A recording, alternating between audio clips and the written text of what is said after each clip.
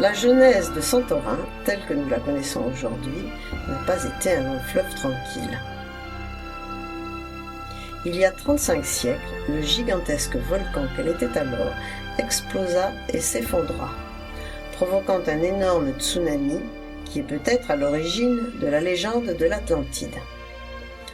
Ne restèrent autour de la caldeira, envahie par la mer, que quelques vestiges des parois du volcan, et le petit sommet central, Nea Kamenni, sur lequel on peut encore observer quelques fumerolles soufrées. Ce n'est qu'après une nouvelle éruption en 1950 et un séisme 6 ans plus tard que Santorin pourra enfin devenir la merveille touristique hyper fréquentée qu'elle est aujourd'hui. En forme de croissant torturé de lune, ces 83 km² accueillent plusieurs villages.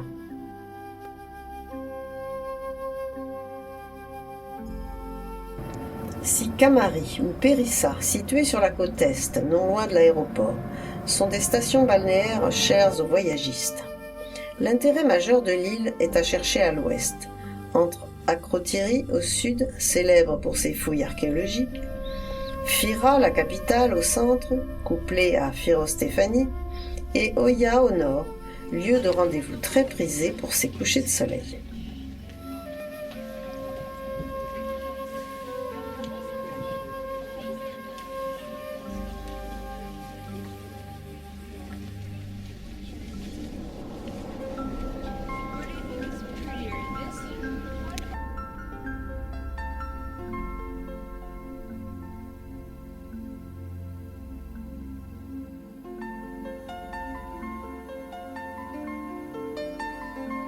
Entre ces deux extrémités du croissant, l'île surplombe en permanence la mer de 100 à 300 mètres, et on voit des milliers de minuscules constructions d'une blancheur immaculée s'accrocher au sommet de la paroi avec une intrépidité qui donne souvent des frissons.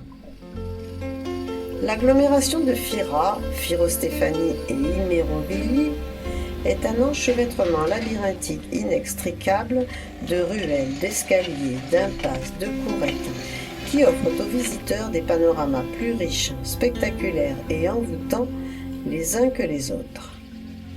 Santorin est victime de sa célébrité. Les mois d'été sont, paraît-il, un cauchemar pour celui qui n'est pas un accro forcené de la foule ou du shopping. Mais lorsque le visiteur a la chance de parcourir en décembre ce dédale aux façades blanches, aux venelles paisibles, accompagné par un soleil radieux mais tempéré, le terme paradisiaque devient faible pour exprimer le charme de ces lieux.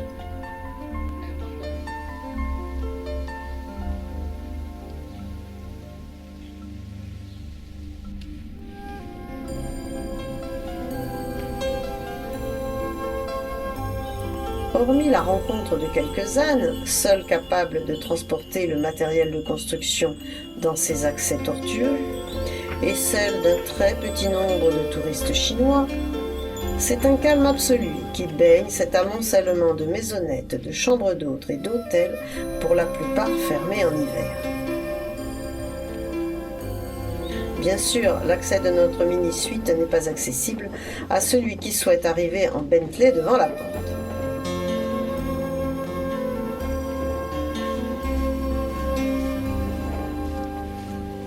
Mais ce handicap majeur sera compensé par un jacuzzi extérieur à 38 degrés des plus accueillants.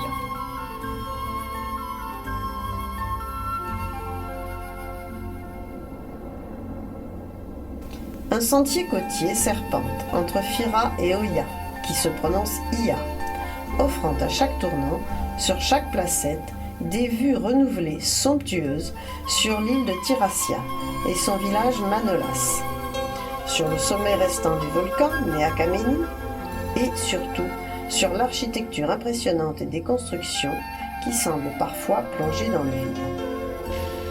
En face d'Imerovili se dresse une masse rocheuse sombre qui abritait naguère la citadelle perchée, Scarros, entièrement détruite par les Turcs, et dont il ne reste que quelques murs.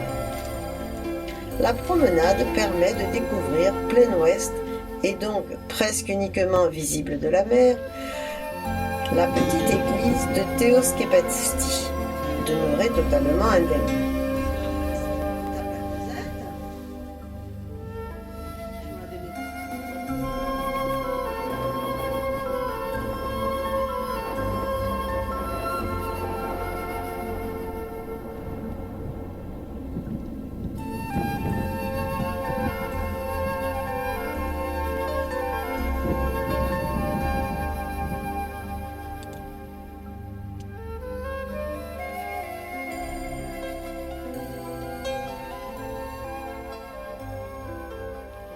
Le sentier continue jusqu'à Iya, à l'extrême nord, ensemble de plusieurs villages très prisés des touristes pour ses maisons troglodytiques et ses couchers de soleil.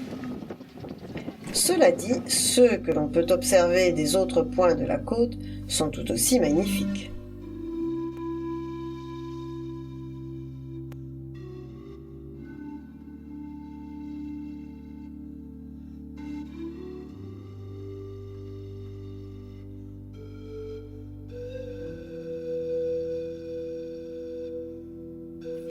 La seconde journée est consacrée à l'ascension du sommet de l'île.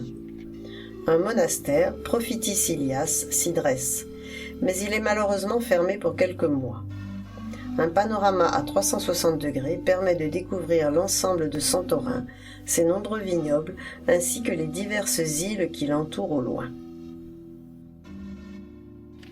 Revers de la médaille, une visite en très basse saison voit les horaires des sites touristiques réduits au minimum et les liaisons en bus très raréfiées, surtout le week-end. Heureusement, malgré l'afflux annuel des vacanciers, les habitants de l'île se montrent très conviviaux et nous n'aurons aucune difficulté à circuler en stop lorsque l'isolement l'imposera.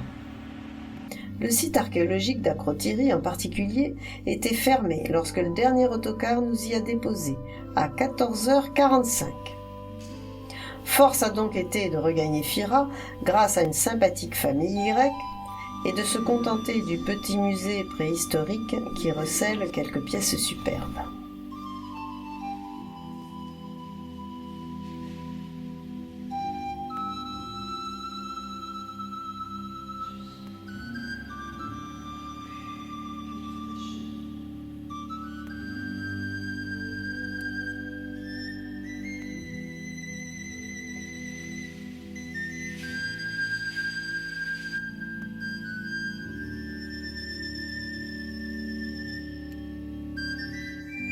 Pour se rendre sur le reste du sommet volcanique qui trône au milieu de la caldeira, il est indispensable de descendre au Vieux-Port.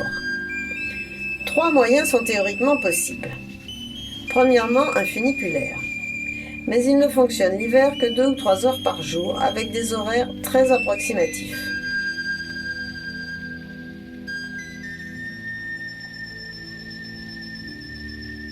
Deuxièmement, les mulets. Mais leur utilisation en descente n'est pas d'une sûreté absolue et plutôt déconseillée. Troisième et dernière solution, les jambes. On compte 587 marches. Mais celles-ci sont en pente et mesurent environ 1,10 m de longueur, ce qui équivaut réellement à 1500 marches classiques, soit un petit 300 mètres de dénivelé.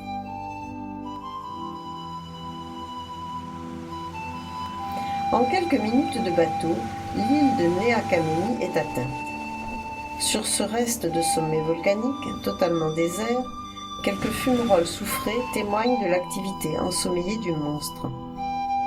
Et c'est un contraste fascinant que de voir conjuguer la noirceur désolée des restes du cratère et la blancheur immaculée des micro-demeures agglutinées sur l'île principale.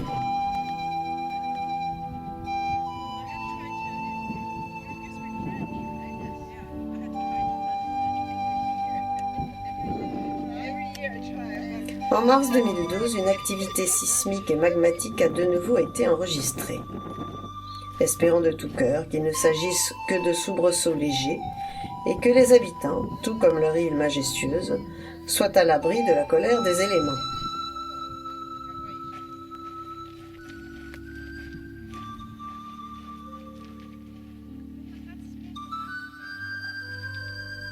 Un dépaysement total, un site grandiose, des habitants chaleureux, Une paix enchanteresse, en dehors de la haute saison touristique bien sûr.